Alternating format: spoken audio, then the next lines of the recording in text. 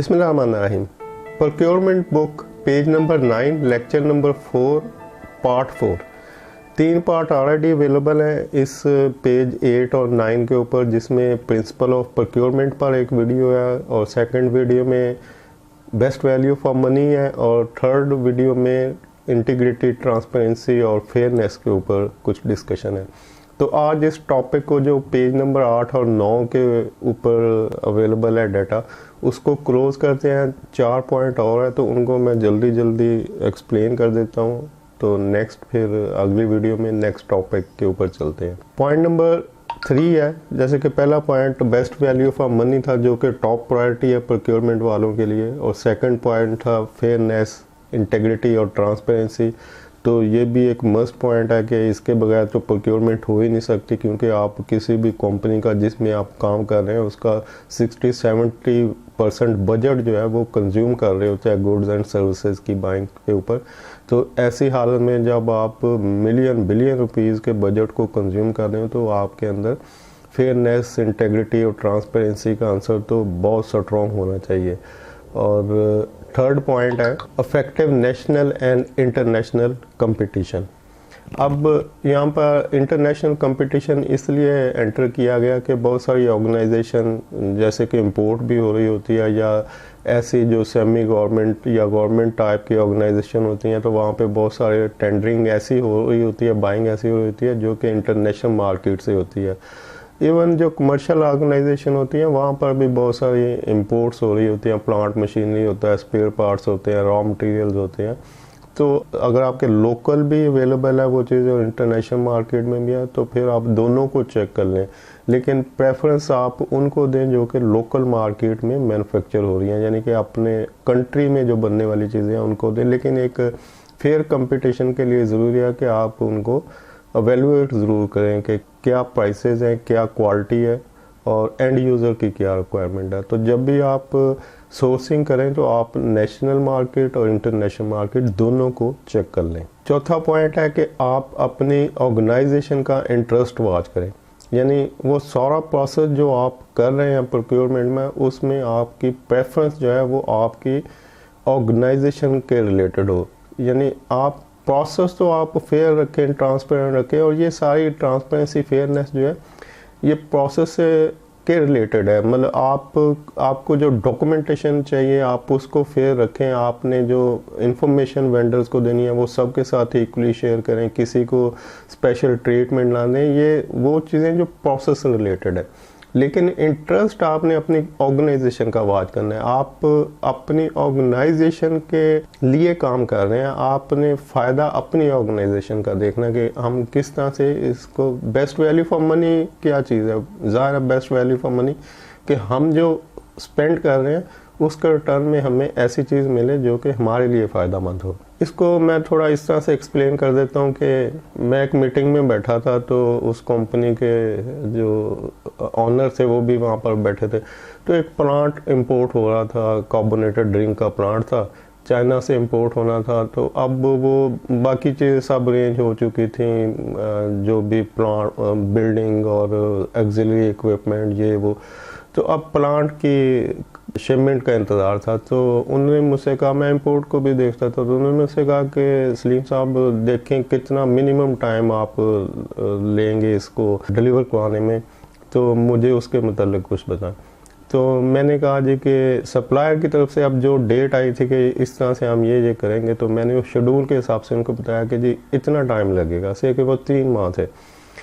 तो उन्होंने कहा नहीं ये तो बहुत ज़्यादा टाइम है, इतना मैं नहीं इंतज़ार कर सकता, सीज़न ऑफ हो जाएगा ये वो, तो आप इसको 1.5 से 2 माह मैक्सिमम, बस इससे ज़्यादा टाइम नहीं मैं दूँगा। तो मैंने कहा सर ये पॉसिबल नहीं है, 3 माह में ये चीज़ें इन्वॉल्व हैं, तो इस तरह से ये 3 माह तो लगने ही है।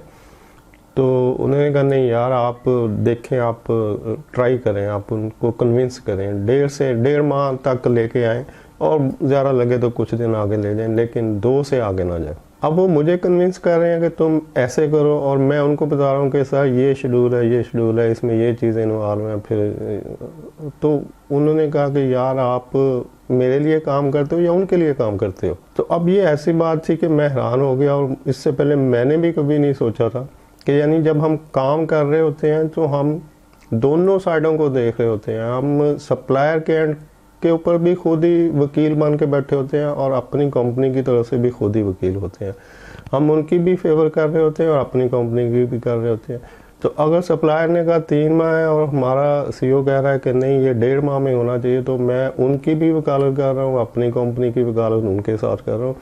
तो अब ये वो पॉइंट है जहाँ पे आपको अपनी कंपनी का मौक़िफ़ पेश करना चाहिए। आपको डट जाना चाहिए कि नहीं भाई हम पे कर रहे हैं, हम ख़रीद रहे हैं, तो हमारा राइट है कि हमारी अर्जेंसी को मीट किया जाए। ये वो पॉइंट है जिसको यहाँ पे फोकस किया गया कि आप अपनी कंपनी के इंटरेस्ट को वॉच करें। और इस तरह के और बहुत सारे इंटरेस्ट हो सकते हैं जो आप काम करने के दौरान फील करेंगे कि अगर हम इस तरह से करें तो हमारी कंपनी का इसमें फ़ायदा। तो ये पॉइंट इसी मतलब था कि जब भी आप पूरे प्रोसेस को जो भी आप वर्कआउट कर रहे हैं तो उसमें अपने लिए प्रेफरेंस रखें, अपनी कंपनी के बेनिफिट के लिए, और उसको वॉच करें।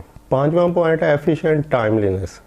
एफिशिएंट एंड टाइमलीनेस का मतलब है कि जो भी आपका टाइमलाइन डिसाइड है उसके अंदर रहते हुए आप उसको प्रिपेयर कर लें।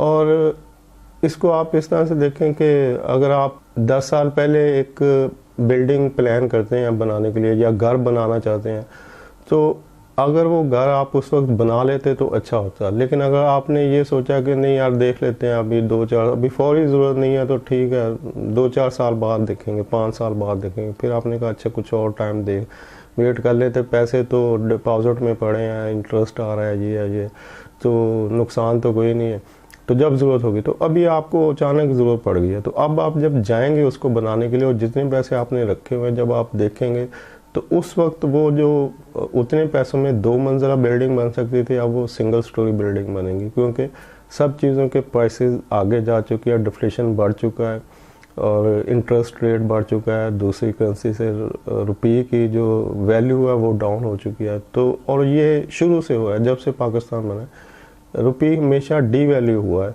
तो अगर आप कुछ करना चाहते हैं तो उसको उसी वक्त कर लें जब आप करना चाहते हैं। अगर आप उसको डिले करेंगे तो जब आप डिले के बाद जाएंगे उसको बाइंग करने तो आपको समझ आएगी कि इसकी तो प्राइस बढ़ चुकी है।